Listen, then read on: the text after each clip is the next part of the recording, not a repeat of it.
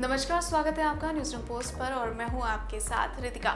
केंद्र की नरेंद्र मोदी सरकार ने सत्ता में बेमिसाल 8 साल पूरे कर लिए हैं। इन बीते हुए 8 सालों में दोनों लोकसभा चुनावों में भारतीय जनता पार्टी ने पीएम मोदी के नेतृत्व में बम्पर जीत हासिल की। अब पार्टी का अगला लक्ष्य साल 2024 में आने वाले चुनाव है, जिसमें भी पार्टी अपनी इस जीत के क्रम को बरकरार रखने के लिए पूरी कोशिश कर रही है। पीछे मुड़कर देखा जाए तो मोदी सरकार ने कई ऐसे फैसले लिए हैं जिन्हें ऐतिहासिक माना गया है। इनमें से कई फैसलों पर विवाद भी देखने को मिला, तो कई ऐसे फैसले भी रहे जिन पर सरकार की किरकिरी भी हुई। तो आज हम आपको सरकार के उन 8 ऐतिहासिक फैसलों के बारे में बताएंगे जो सरकार ने इन 8 सालों में लिए हैं। हाल ही से शुरुआत करें तो बीते साल यानी 2021 में मोदी सरकार ने किसानों की भलाई के लिए 3 कृषि कानून लेकर आए थे, लेकिन विपक्ष के भारी विवाद के बाद संसद के दोनों सदनों में भी ये पास हुआ। राष्ट्रपति की मुहर लगने के बाद ये कानून बना, लेकिन किसानों को ये कानून बिल्कुल रास नहीं आया। परिणाम स्वरूप देश भर के किसान संगठनों ने दिल्ली की सीमाओं को घेर लिया। करीब 1 साल तक इसे लेकर किसानों का आंदोलन चला। कई दौर की बैठकें हुई, लेकिन सभी बेनतीजा रही। आखिरकार किसान आंदोलन ने सरकार को झुकने पर मजबूर कर दिया और इन कानूनों की वापसी हो गई। ये नए कृषि कानून सरकार के कार्यकाल का एक बड़ा और विवादित फैसला रहा है। जम्मू कश्मीर को विशेष राज्य का दर्जा देने वाले आर्टिकल 370 को पिछले कई दशकों से हटाने की मांग चली आ रही थी। भाजपा ने इसे अपने घोषणा पत्र में शामिल किया और कहा कि अगर उनकी सरकार आती है तो वो इसे हटाने पर काम करेगी। साल 2014 में जब बीजेपी सत्ता में आई तो उन्होंने इस पर काम करते हुए 5 अगस्त 2019 को ऐलान किया कि आर्टिकल 370 को खत्म किया जा रहा है।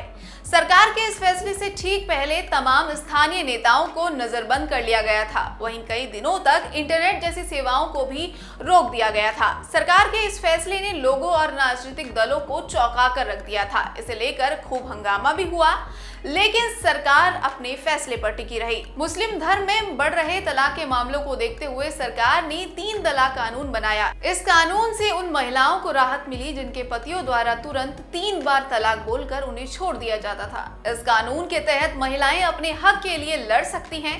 1 अगस्त 2019 को मोदी सरकार ने 3 तलाक विधेयक को पारित कराया, जिसे थोड़े विरोध का भी सामना करना पड़ा, लेकिन समाज के बड़े तबके ने इसका समर्थन किया और अब ये सरकार के कार्यकाल के बड़े फैसलों में से एक है। साल 2019 में सरकार द्वारा एक और बड़ा फैसला जो लिया गया था वो था नागरिकता संशोधन कानून। इस कानून को लेकर संसद से लेकर सड़कों और टीवी में भी काफी बवाल देखने को मिला। मोदी सरकार का ये कानून उन समुदायों के लिए था जो कि पड़ोसी मुल्कों से सताए गए हैं। इस कानून को लेकर सरकार का कहना था कि वो ऐसे तमाम नागरिकों को भारतीय नागरिकता देगी। हालांकि इस कानून में हिंदू, ईसाई, सिख, जैन, बौद्ध और पारसी लोग ही शामिल थे। मुस्लिमों के लिए इसमें नागरिकता का प्रावधान नहीं था। यही कारण था कि इसे लेकर विवाद शुरू हुआ। विपक्षी नेताओं ने इस कानून को भारतीय लोकतंत्र के खिलाफ बताया और मुस्लिम समुदाय ने सीए के खिलाफ आंदोलन छेड़ दिया। इस कानून को लेकर हो रहे विरोध का सबसे ज्यादा असर दिल्ली के शाहीन बाग में देखने को मिला। यहाँ कई महीनों तक लंबा विरोध प्रदर्शन चला। 10 जनवरी 2020 को कानून लागू हुआ, लेकिन अभी तक इसके नियमों को अधिसूचित नहीं किया गया है। साल 2017 में मोदी सरकार द्वारा एक और बड़ा फैसला लिया गया था, जिसमें तमाम टैक्सों को हटाकर गुड्स एंड सर्विसेज टैक्स यानी जीएसटी को लागू किया गया।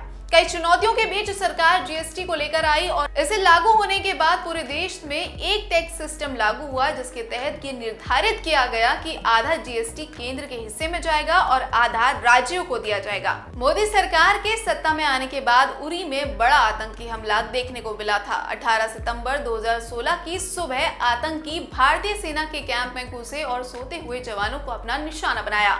इस आतंकी हमले में 19 जवान शहीद हो गए थे और कई घायल भी हुए। पूरे देश में हमले को लेकर गुस्सा देखने को मिला, लेकिन तभी अगले 10 दिन में इस हमले का बदला ले लिया गया। उरी का बदला लेने के लिए भारतीय जवानों ने पाक अधिकृत कश्मीर यानी पीओके में घुसकर आतंकियों पर धावा बोल दिया। यहाँ मौजूद तमाम आतंकी लॉन्च पैड को नेस्तनाबूद कर दिया। करीब 40 से ज्यादा आतंकी इस हमले में मारे गए थे। इस फैसले ने न सिर्फ मोदी सरकार का कद बढ़ाया, बल्कि ये संदेश भी दिया गया कि भारत चुप बैठने वालों में से नहीं है। 2016 की तरह ही साल 2019 में भी भारतीय सेना के जवान आतंकी हमले का शिकार हुए। पुलवामा में हुए इस हमले में 40 सीआरपीएफ के जवान शहीद हो गए थे। इस हमले के बाद देश में फिर से सर्जिकल स्ट्राइक की मांग खड़ी हुई। तभी 26 फरवरी की सुबह भारतीय वायुसेना के फाइटर जेट्स ने पीओके में घुसकर बमबारी कर दी। बालाकोट में आतंकी ठिकानों को हमले का निशाना बनाया गया। बताया गया कि हमले में कई आतंकी ढेर हुए हैं। बाद में कई पाकिस्तान के फाइटर जेट भी हमारी भारतीय वायुसेना में घुसे, जिन्हें भारतीय वायुसेना ने खदेड़ कर रख दिया। हालांकि इस दौरान भारतीय वायुसेना के पायलट विंग कमांडर अभिनंदन का प्लेन क्रैश हो गया और वो पाकिस्तानी सीमा में चले गए। हालांकि इतना सब होने के बाद भी बंदी बनाए गए अभिनंदन को भारत को उन्हें सौंपना पड़ा।